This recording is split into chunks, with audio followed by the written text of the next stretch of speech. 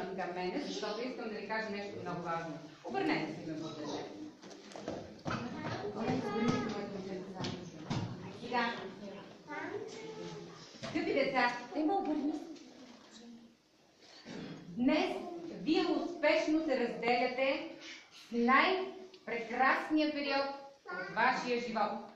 Детската градина. В нея дойдохте като малки, плахи, неуверени, а сега завършвате успешно четвърта група. Вече пораснали, уверени в своите знания и подготвени за първи клас.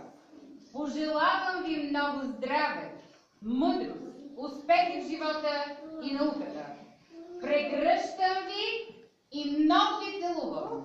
Госпожа Пъшева.